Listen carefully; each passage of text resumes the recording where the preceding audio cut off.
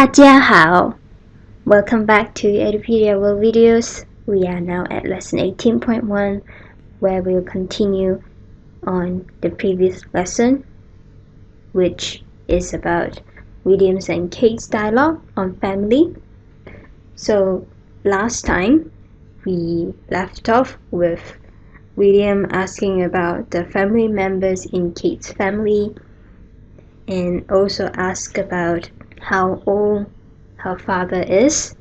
So now let's continue with what we left off and let's see what questions William has for Kate regarding her family. So William continued to ask, is he still working? 威廉问，他还在工作吗？ Kate answers, no, he is already retired. 凯特说，不，他已经退休了。William asks about her other family members. He asks, does your mother work? 威廉问，你母亲工作吗？ Kate answers, she is a housewife. 凯特说，她是个家庭主妇。We are not finished yet.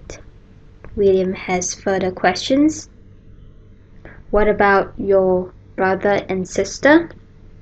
威廉问，你弟弟和妹妹呢？ Kate answers, my brother is a businessman, my sister is an author. 凯特说，我弟弟是个生意人，我妹妹是个作家。Okay, so that's the end of the conversation. Let's look at what they said and learn from the vocabulary. Okay, so first, William asks, is he still working? 他还在工作吗？ So there are two new words here. The first one is 工. 工 means work, and this is the pinyin 工, and the radical is itself, so the arrangement is simple. Let's look at how to write 工. A very simple one. 一、二、三. Just 3 strokes for this word 工. Okay, and the next one is 做. 做, it has many meanings depending on different contexts, but when we say 工作, it means work. Okay, work as in verbs, and sometimes it can also used as nouns. So this is the pinyin 做. The radicals is what's on the left there. So the arrangement is horizontal because you have left component as radical and the right component. Okay, let's look at how to write 做. 一、二、三、四、五、六、七. 7 strokes for this word 做. Okay, so to ask 他还在工作吗? Remember, we learned 还 as still, and 在 is the word that denotes the continuity of the action. So the whole sentence is just to ask he is still working. Okay, but of course in English we ask is he still working, and 吗 it is used for asking yes and no question. Okay, as simple as that. Okay, so this sentence should be easy for you if you have been following my lessons. Next, Kate answers, no, he is already retired. 不，他已经退休了. Okay, so there are a few new words here, so let's look at it one by one. So the first one is 已. 已 means already, okay, and to say 已经 is to say it's already, and then this is the pinyin 已, and the radical is itself, so the arrangement is simple. Let's look at how to write 已. 一、二、三. Okay, you might want to notice that this stroke here, it is protruding out from the horizontal stroke here. Okay, if it's not protruding out, it may mean another word. Okay, the next one is 退. 退 is to retreat or to fall back. Okay, depending on the context. And this is the pinyin 退. The radical is this one, what's wrapping on the left and bottom here. So the arrangement is enclosure, as I just said. Okay, so let's look at how to write 退. 1 2 3 4 5 6 7 8 9. Okay, 9 strokes for this word 退. The last one is 休. 休 means to rest.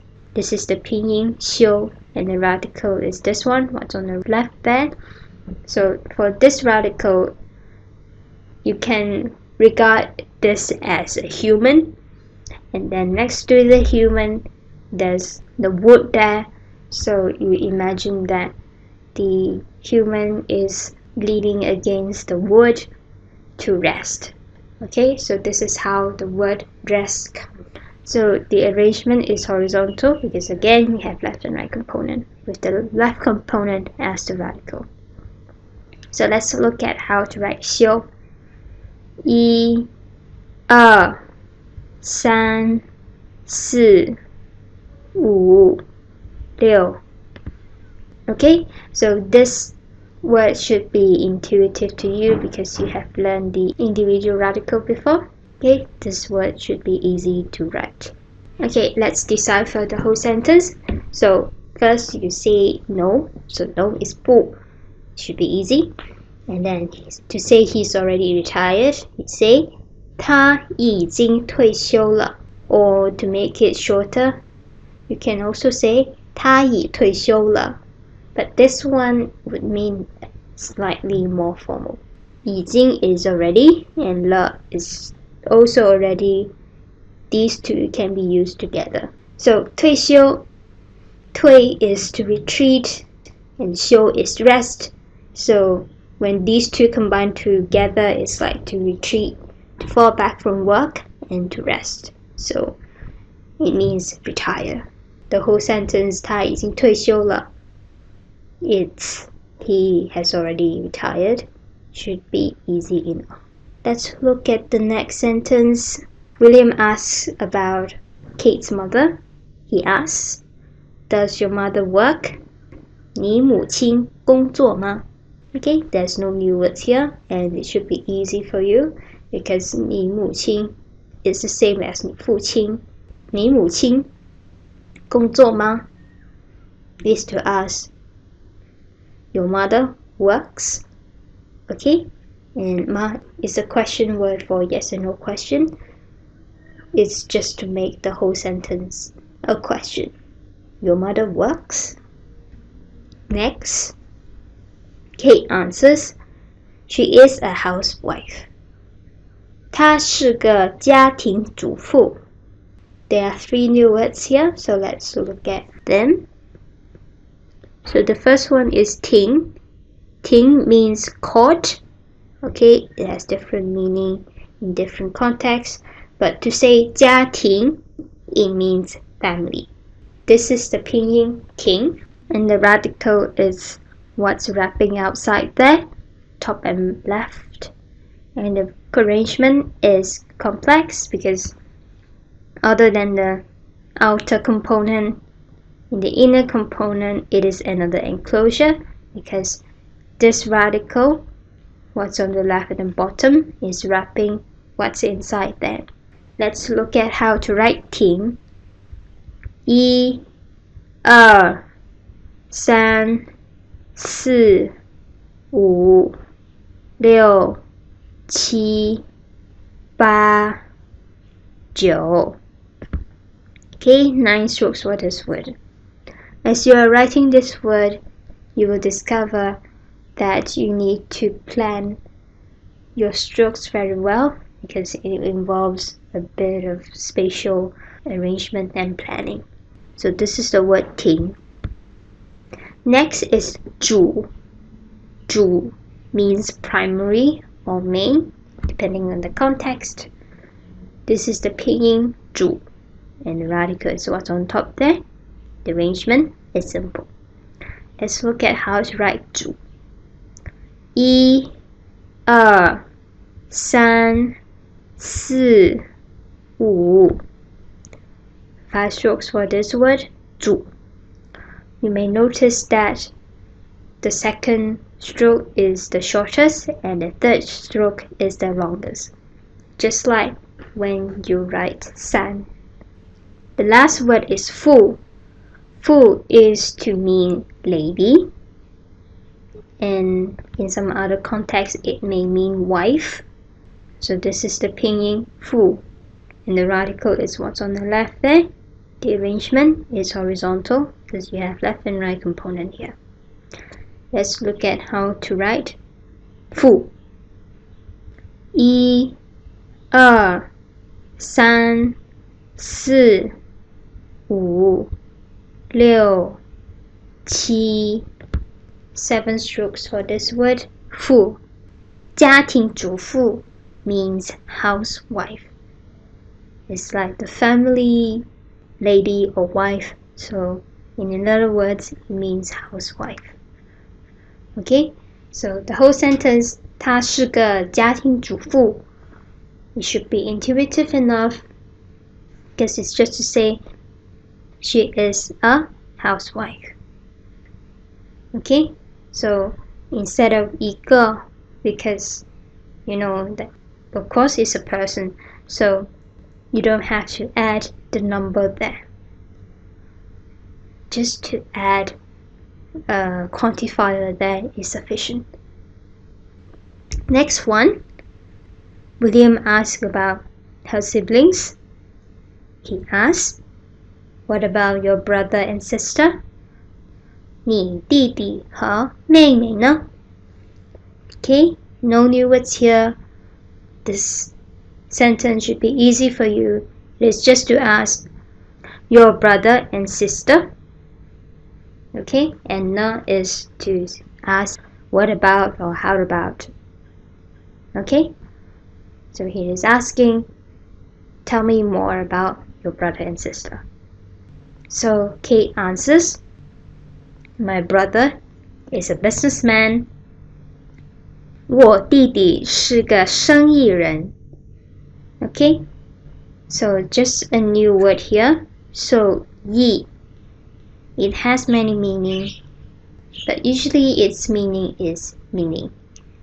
Okay, and this is the pinyin 义, and the radical is what's at the bottom there. So the arrangement is vertical because you have top, middle, and bottom components. Okay, let's look at how to write 义. 1、2、3、4、5、6、7、8、9、10、11、12、13. 18 strokes for this word, 义.